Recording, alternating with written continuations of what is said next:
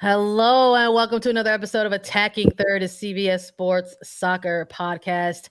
I'm Sandra and Herrera, lead NWSL writer for CBS Sports, joined today as always by my colleague and co-host Lisa Roman, broadcaster and analyst for CBS Sports. On today's episode, we have a midweek NWSL preview to get through with all of you, but we've also got some news across a couple of leagues in women's soccer, so we're going to chat about that as well. But before we get into everything, quick reminder to watch all of our episodes and exclusive interviews on YouTube. Subscribe to our page to get notified whenever we go live at youtube.com/attacking third.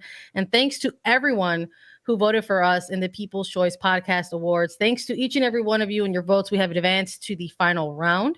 And if you have voted for us before, please check your email because about a third of you will all get an email asking you to vote in the final round. So check your spam folders or your regular inboxes for an email that should be with the subject line Podcast Awards Final Slate Voting, and vote for Attacking Third to win Best Female Hosted Podcast. So thank you all so much. We're excited to be here with you all live again.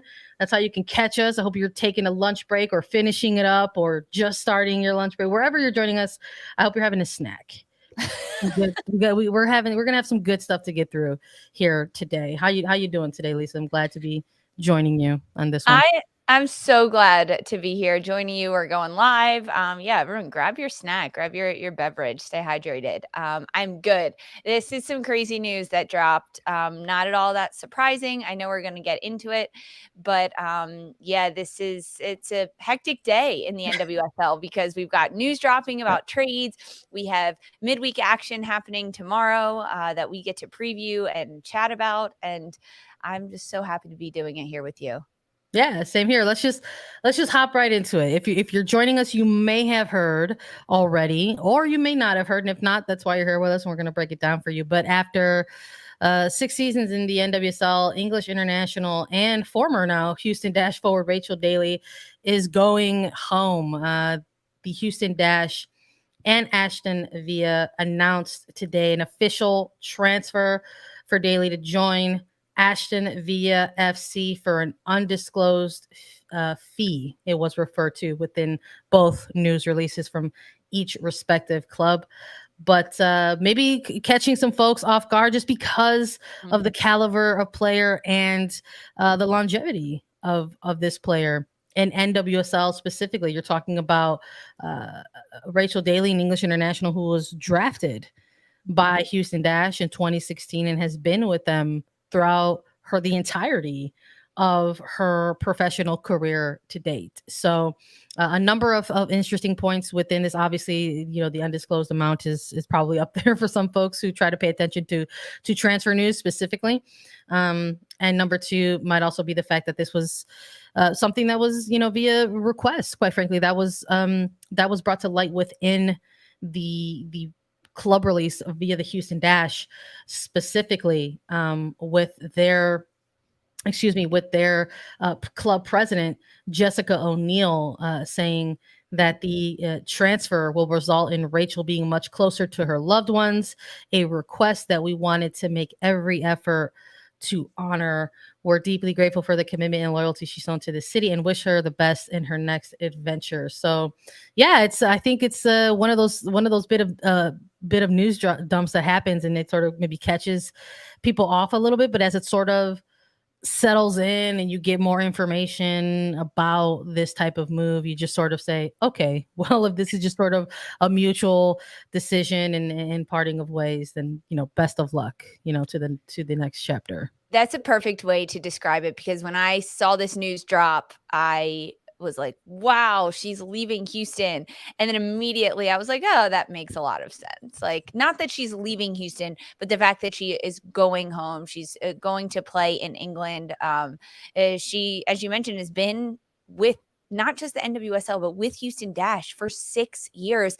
And before that, she played college football at St. John's University. So she's been in the States for 10 years. That's a really long time to be away from home. And as someone who does travel home frequently, she plays with the English national team. So the Lionesses, so she is home and she just won the Euros. Like, she's really riding high at this point in her career, where when she was drafted, I can't imagine that she thought she would spend the next 6 years in the NWSL in Houston. But now the fact that she is going to Aston Villa, she will be in the Women's Super League, which is huge, a club that could definitely use her. I know you and I were talking about it for Houston, and in college, she played forward and she was a striker. I had the privilege, I'm going to say, of defending her in our Big East Conference matches. She is a beast to defend. Speak on it, Lisa. You got some insider info, I guess. They were conference rivals, played against Rachel Daly for a few years, and she is a very good forward. But when she plays internationally for country, she plays defender. She plays an outside left back. So after this trade happened and we saw this announcement, it was kind of like, okay, where is she going to play? Is she going to be a forward? Is she going to be scoring all the goals, or is she going to have a bit more of a defensive role like she does when she's wearing the English jersey? And head coach for Aston Villa came out and said that as much as we like her on the defensive side of the ball, we're going to put her in the attack. Don't worry, she'll still be scoring goals. So I love that. That's got to make her happy for sure. As much as she loves playing anywhere, she likes to score goals. She likes to be the attacker that sneaks in around, gets back shoulders. This is huge. Yeah. We are joining you live if you're listening to this as a podcast, but we are live on YouTube right now. And there's a lot of people in our chat right now asking some questions. And Sandra, I know you mentioned this before, but Lee Slater mentioned that he's a UK fan and he understands that Rachel Daly was under contract with Houston Dash. So does that mean Villa has to financially compensate Houston or the NWSL? What are your thoughts on this one? Well, shout out to Lee. Thanks for the question. I think, this isn't unfamiliar. Like when we've seen in recent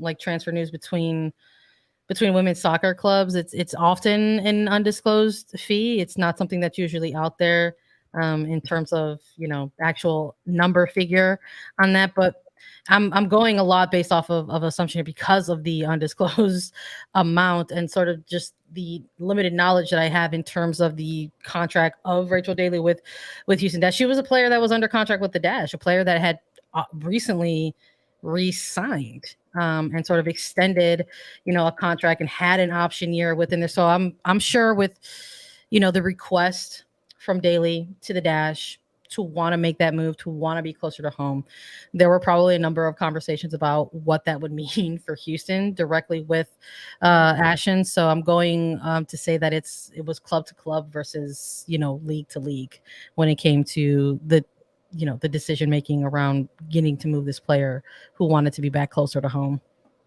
Yeah, for sure. And with this, kind of looking at where Houston is right now in the NWSL standings, they are doing pretty well. They're number 3 in the standings. They're on a bit of a ride and a tear right now. They've added Ebony Salmon to the mix, and they've been without Rachel Daly for weeks because of training for the Euros with the English national team, and then winning the Euro is huge, being a European champion. So they've settled into not having her. So it's kind of, I'm going to say bittersweet for Houston fans, because I bet in June, the last time you saw Daly play, you weren't thinking that was the last time she'd be in an orange jersey playing in front of fans in Houston. So that's definitely something that's bittersweet. But really, the positive news out of this, so much positive news. Rachel Daly's going home. She's going to be playing in England.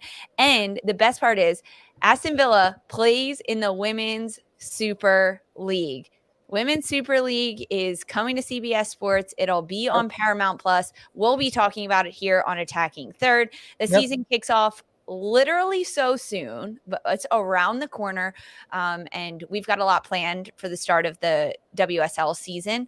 But everyone that is a Rachel Daly fan and knows her from the NWSL, don't worry, you can still watch her on Paramount Plus.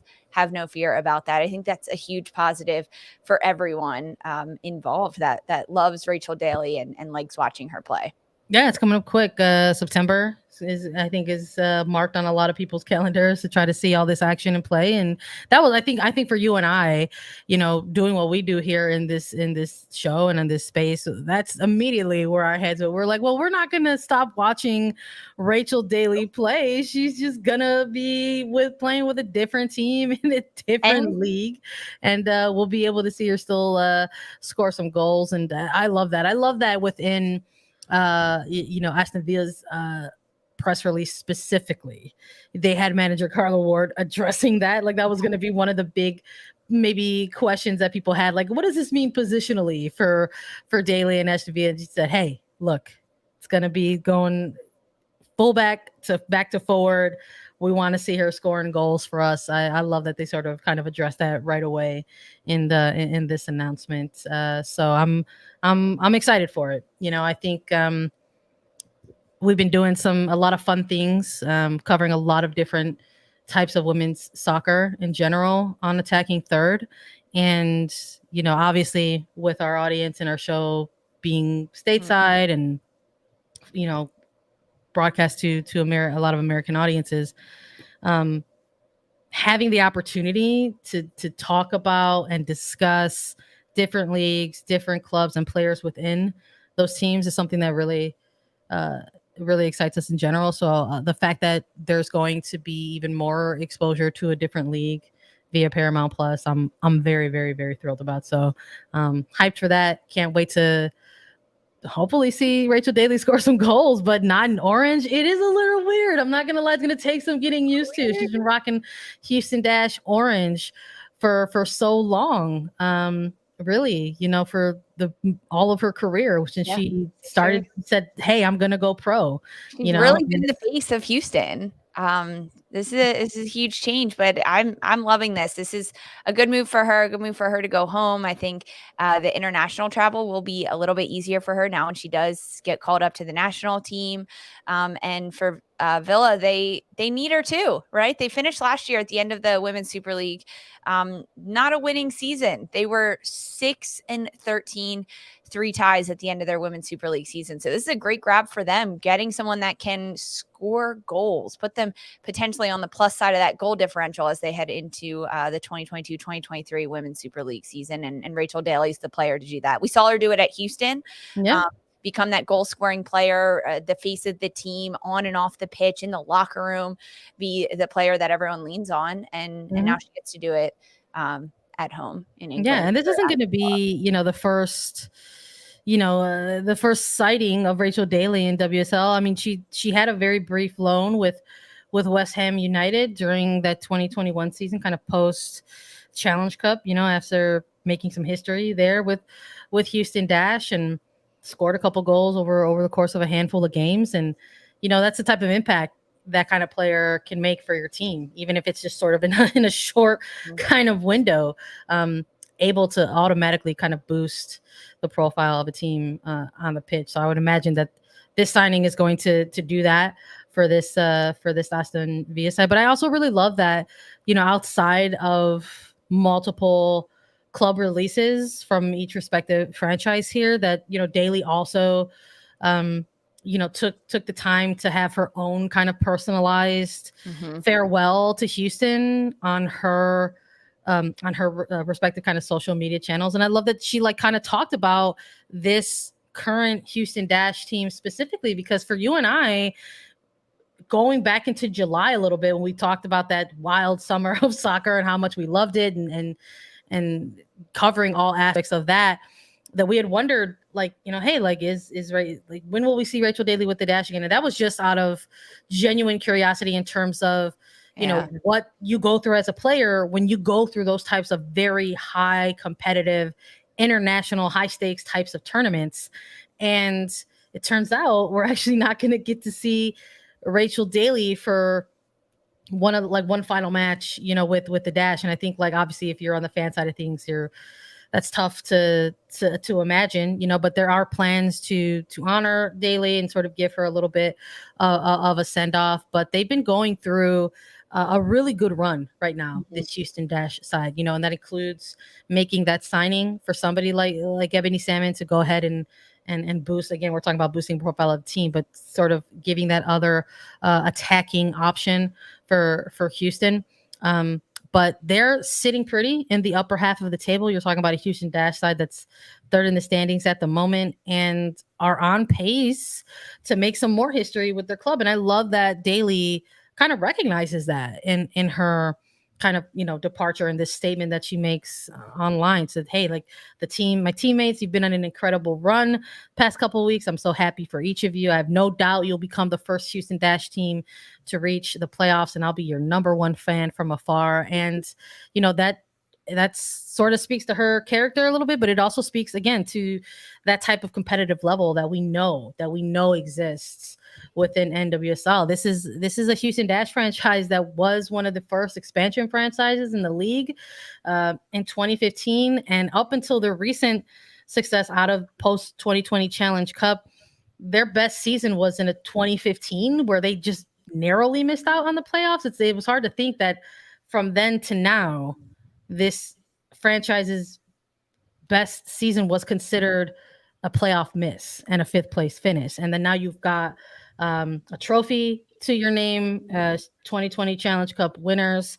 And right now they're a bit on pace to go ahead and close out this season with their first ever NWSL playoff appearance. And that's huge, So it's kind of hard to imagine that if the Dash continue this very impressive run and this hot streak in their sort of final, 7 or 8 weeks here, that they will make that playoff appearance, and it will be without Rachel Daly. It's a lot, So I love that she mentions that within this farewell. So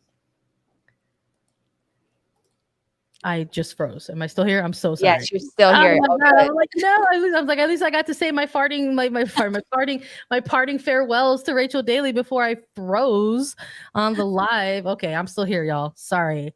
Apparently the emotion was just too much for the live stream, and the technology just couldn't handle the emotion, and I thought I dropped off, but I'm still here. And you know what else is going to still be here? Women's soccer. We're going to keep talking about it. Rachel Daly, Aston Villa. We've got another Women's Super League to talk about a little bit, but in relation to some more fun stuff coming up in NWSL. The Women's Cup is coming up very, very quickly. It's going to be kicking off on August the 14th. It's going to be hosted by Racing Louisville once more. This is the second edition of the Women's Cup. The inaugural version of this was last year. It was a 4-team tournament that featured Racing as the hosts, Chicago Red Stars, and it had Bayern Munich and Paris Saint-Germain, but it expanded this year. So there's a couple of different things around the Women's Cup this year. It's going from 4 teams to 6 teams. There is the inclusion of a quarterfinal round and then a semifinal round and a championship match. And it's going to be an exciting time. It's going to be more teams featured. We've got Racing hosting this year. It's going to be Oil Reign as the other NWSL side in this one. But we've got Tottenham. We've got Club America. We've got Tokyo Verdy Belleza. We've got AC Milan. There's a lot here, Lisa. There's a lot here. There is so much happening. I am so excited for the Women's Cup. It's the second time they're doing it. We saw Racing Louisville host it last year when they were an expansion club in the NWSL, but they had a great facility to show off with all of the bells and whistles that they have in Louisville at Lynn Family Stadium. So this is huge that it's coming back. We're very excited about this. It starts in just over a week, which is crazy to think about. They've expanded it. It's a great opportunity for these clubs to play against different competition. I mean, you look at teams coming from Tokyo, England, Mexico, Italy, and then the 2 clubs from the NWSL in the States. It's such a great way to kind of experience different playing styles. And for teams like Tottenham that are about to start, AC Milan that are about to start their seasons in Europe, it's a great preseason tournament to get them prepared, especially going up against 2 clubs like Racing Louisville and OL Reign that are in the smack dab middle of their season. It gives them a different perspective about the physicality, the pace, the fitness that they're they're probably not there yet, right? And on both sides, it gives an advantage. So I am loving this. I'm very excited for the Women's Cup to happen again. It will be on Paramount Plus. We will be talking about it. We've also got some, can I say this? Yeah, we've got some interviews lined up to talk to different kinds of players. Of course, I can say this. We've already locked them down. I just sometimes I get nervous about like announcing things that like the content is planned. It's already planned. It's already planned. So we've got great interviews coming for you guys to talk, to hear from the players directly that are playing in this Women's Cup. A couple surprises in there for you. I'm excited about the Women's Cup. I was going to say, technically, Lisa, we actually kind of cranked out the content already. We had that really good interview with Savannah DeMello. Yeah. That is like, people could check that out. We touched on it just a little bit, the Women's Cup. So we've got some more in the pipeline, and we're excited about it. This is like, these are opportunities, really, quite frankly, for folks out there to maybe take a look at some other teams. Like, there's naturally, if you're an NWSL fan and you subscribe to Paramount Plus, you watch a lot of NWSL matches. Probably have seen Racing Louisville. Probably have seen OL Reign already throughout this regular season. But maybe you don't often get a chance to watch different leagues, or specifically a league like Liga MX Femenil, where Club America plays in, or FA Women's Super League, where Tottenham plays in, or the Serie A teams, so like AC Milan. So there's a lot here. And I'm very, I was really excited when they made this initial announcement of the Women's Cup. I'm like, okay, cool. It's coming back. But the fact that they were like, we're expanding it and we're not going from just 4 teams, we're going to 6 teams, I thought was also a really cool added component, because there's sort of been like these sort of mini tournaments that have taken place within certain windows of the international calendar, from league to league. And a lot of times it's like a short weekend window, and there's maybe not a lot of time for matches to be played. And so there will be maybe like kind of like a semifinal round and then a championship round, which was the case for the Women's Cup last year. But I love that there's this addition of the quarterfinal round, and it's going to be all of the other teams who are invited. And the four-way teams are going to be playing in that quarterfinal round, and the winners of those quarterfinals will be playing the NWSL teams. So fans who are going to Louisville or are in Louisville who will watch these games, they have the opportunity to watch all of these teams play. So cool. Yeah. It's like, if you're just missing, like, there's not an opportunity. One venue. It's like you're not going to be missing out on one team if you end up sort of keeping an eye on another. So let's run down the schedule for folks in case they don't want to miss anything. The quarterfinal matches will be kicking off on August the 14th. It will feature AC Milan going up against Tokyo Verde Belleza, and then you've got Tottenham Hotspur against Club America. I'm amped for that one. Would love to see WSL side take on a Liga MX Femenil side, and turns out that's going to happen, and it's going to happen here in the United States. I still kind of can't wrap my mind around that, but I'm very excited for the quarterfinal rounds, and then the semifinal rounds will be taking place on August 17th. So Racing Louisville will face the winner of AC Milan and Tokyo Verde Belleza, and OL Reign will face the winner of Tottenham Hotspur and Club America. And then those 4 teams will compete for a spot in the final, which will take place on August 20th. So make sure you lock those in. If you need a reminder for the scheduling, don't worry, I got you covered. You can find information on the Women's Cup at cbssports.com. Look at it. Scheduling is there. Got a couple little anecdotes on the teams as well. So very excited for this. This is huge. Yeah, very, very excited about it. Just a clarification for everyone. There is the Women's Cup, and then there's also the WICC, which is the International Champions Cup. So they are happening at the same time. Mm-hmm. The WICC is from the 17th to the 20th. That's being hosted in Portland, Oregon by the Portland Thorns, and that includes Chelsea, Olympic Lyonnais, so Lyon. They also have CF Monterrey, and it's those 4 teams. And then the Women's Cup is the other one that we were just talking about that has Racing Louisville, OL Reign, Club America, Tokyo Verde, AC Milan, and Tottenham Hotspur. They're happening at the same weekend. Women's Cup in Racing Louisville, WICC in Portland, Oregon, hosted by the Thorns. So lots of soccer, lots of international games to watch, but very excited about all of this happening and great opportunity for these clubs and these players to take on some different competition for sure. Yeah, I like that too. Again, I like that it's the continuity of this. Wasn't sure if we were gonna, see this event roll out once more, but they announced it, they expanded it, and it's just another opportunity for folks in the United States to get exposed to some more women's soccer, quite frankly. And it is happening during a specific, like I said, a lot of times these kind of tournaments happen within very specific windows, and this is one of those windows where there's going to be massive amounts of it for sure. So again, take a look at it. August 14th through the 20th. All 6 clubs participating. We'll see who ends up lifting the cup in this one. Racing Louisville won it all last year. Quite the dramatic finish, going down to some penalty kicks, and then going ahead and lifting the cup. So we'll see. They're actually entering this one not just as host, but technically as title defenders. So we'll see if somebody else lifts this one here. And Racing Louisville, unlike last year, can just focus on a title defense, Lisa, because that was another difference between these two tournaments, was that last year the NWSL fixture that took place between Chicago Red Stars and Racing Louisville during last year's tournament also counted as a result in the regular season standings, and that is not the case for this year's tournament. So a little bit different. It's a little bit just more focused on winning this title, on winning this cup. So I'm excited to sort of see the competitive aspect of it, and if that comes into play and how the teams are focused on this one instead. So we'll see. We'll keep an eye on it. We'll have more on this. But like we said, we got content in the pipeline for you all. But we've got NWSL action to preview for this week before we close out this episode, and we're going to do it after a quick break.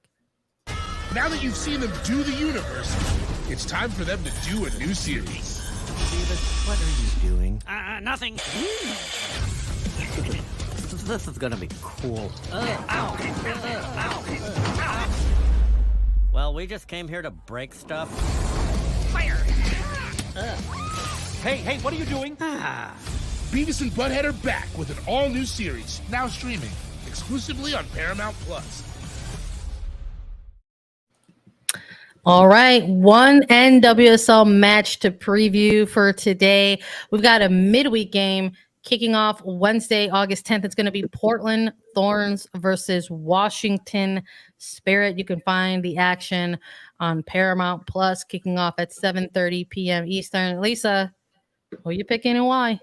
I love this. So midweek action is back. This game being hosted by the Washington Spirit. It'll be played at Segra Field. As a little reminder, in case you missed our episode yesterday, recapping the weekend, Washington Spirit's coming off of 1-1 road draw with Racing Louisville. Another draw for them. That's now 3 draws in their last 3 matches, and they haven't won a game since they opened it. OL Reign May 1st. So Washington Spirit needs to pick up points. Meanwhile, Portland Thorns are also coming off of a draw, but a high-scoring affair, 3-3. They played it at home against North Carolina Courage. Sophia Smith had a hat trick in that one. And in Washington's last game, Ashley Hatch, she came back for the first time playing with the Spirit since June 17th, dealing with a bit of an injury. She went away for international duty, came back early because of that injury, but she subbed on at halftime of this last match for Washington and ends up getting a goal. And that was her 5th on the season. She leads Washington Spirit with those 5 goals. But Sophia Smith, when I look at these goal scorers between Hatch, we've got Rodman, we've got Sanchez, and then we have Sophia Smith. We've even got Morgan Weaver for Portland Thorns getting some goals in there. But Sophia Smith, she is on a hot streak right now. She scored in 5 consecutive games for Portland. It's the longest streak in the NWSL right now for her. She has 11 on the season, so she's tied in that Golden Boot race with Alex Morgan. I don't think she can be stopped. I think we see goals coming out of Sophia Smith in this game. And I want to say that this is the match that Washington breaks their curse. But I'm just not so sure about that against a team like Portland that's coming off of a 3-goal game. I honestly see this one as a draw. Listen, there's something I know we don't like to do that, but look, listen, I love to do that, contrary to popular belief, because the parity within the league makes it tough, to choose the winners and the losers in this one. But I went against my gut, I think, last week when we were going through our previewing between all of these teams, and there were a couple moments where I was like, maybe I want to choose a draw. But I was in Vegas and I was riding the energy, and I'm like, I'm only gonna pick winners, so I didn't actually make a pick, for a draw in a lot of those games. I either chose a winner in every single one, but my gut is telling me that this is going to be a draw, and I want to go with that, but I also want to pick a winner. I think you've got two teams in two entirely different phases of their season right now.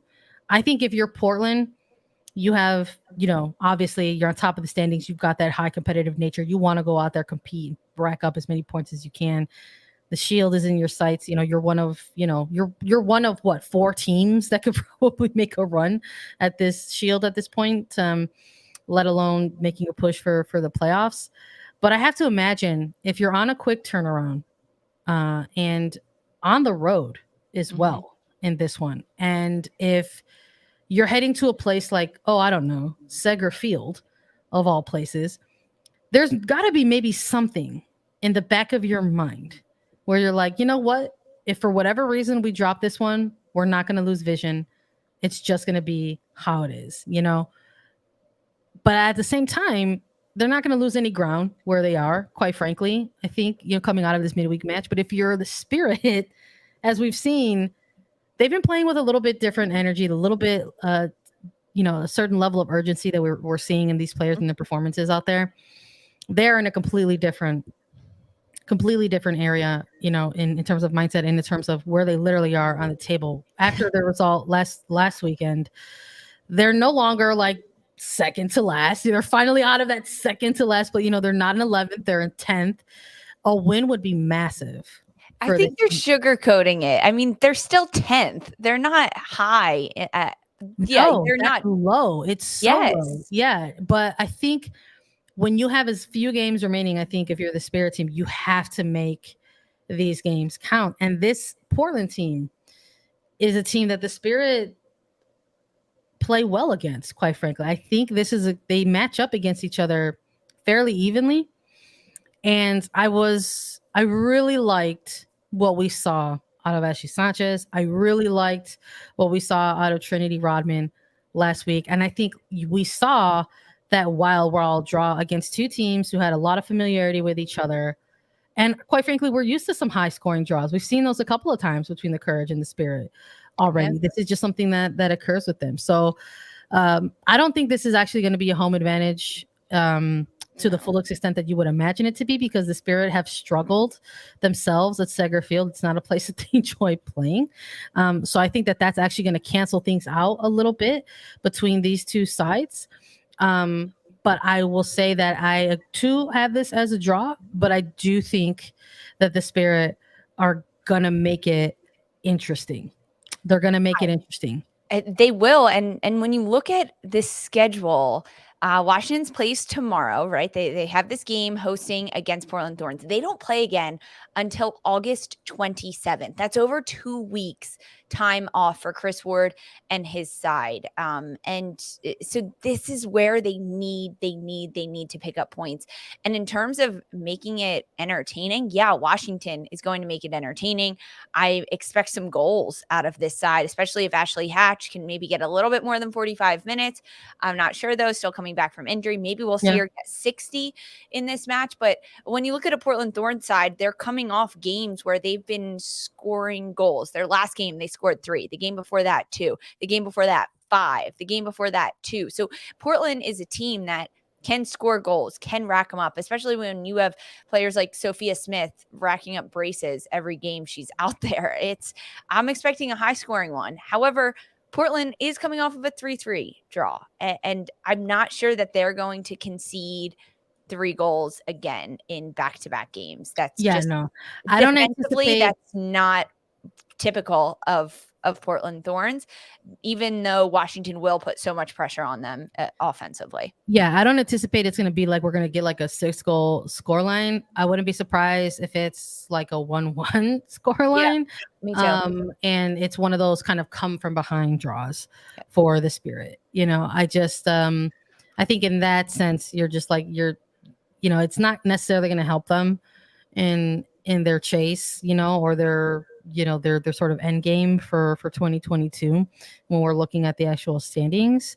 But I think in terms of like mentality and for like team morale, you don't want to lose that fight. No. And that's not something that I think that we've necessarily seen a drop off when it comes to talking about this Washington Spirit team. It's I think when you're at this point in the season and you're ranked where they're ranked, I think it's very easy to lose sight of kind of the simple things like finishing strong or putting together meaningful performances. Game management, frankly. Yeah, and quite frankly, if you want to look and make the comparison game, I think we saw a Gotham team that is in a similar position and didn't have good body language throughout that game against Chicago and exiting that game from Chicago versus what we saw from the Spirit against the Courage, where, like I said, where it's like we saw, a wild game and, a sense of urgency and, it's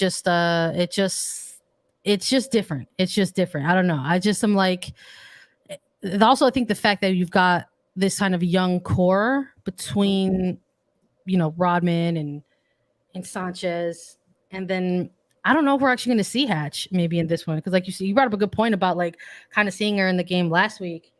I think we'll see her. Backs are tricky, man. Or, what I mean? Like, I don't know. Like, I'm just I like, think we'll see her. Maybe not more than 45 minutes, but they have over 2 weeks of a break if Ashley Hatch is playing in this game. Let's have more fun with this. because we're both choosing draw. So I'm trying to find like ways to where we can have fun with it. Okay. So you're talking 1-1 draw against Louisville. We're talking maybe we're going to see another 1-1 draw with the Spirit in Portland. Maybe give me a goal scorer. Like if we're putting a goal from each one, is Sophia Smith cracking through and getting one? Okay, who's gonna get one for the Spirit? Oh gosh, I don't want to say Hatch just because she already has one, but it could be Hatch. Tara McKeown. All right, I like it. I'm gonna say Ashley Sanchez. I'm gonna say Sanchez, and we're She was my other pick, but she just doesn't score enough goals. You know what? I think that's why I think she's due. That's kind of why I'm going with it. I think she's due, and that's why I'm going with it. So we'll see. We'll see how this one ends. I would love to listen. You know what I love to do? I love to come back here and be wrong. I would love for there to be a winner and a loser in this match for us to talk about it, but we'll see. It's something about those midweek matches that are a grind, and we often see them kind of settling out into a draw, but we'll see. We'll have to recap that for you all later in the week. Thank you all for joining us today on our episode of Attacking Third. Thanks again to everyone who voted for us. Reminder to check your email to see if you've been chosen to vote for Attacking Third in the final round of the People Choice Podcast Awards. Thanks everybody for your support. You can follow us on Twitter, TikTok, Instagram at Attacking Third. We're on Apple Podcasts, Spotify, Stitcher, and anywhere you listen to your shows. We're also available as video. Subscribe. Visit youtube.com/Attacking Third. And we'll be back with more because it's a heavy, heavy week. For Sandra Herrera and Lisa Roman, this was Attacking Third.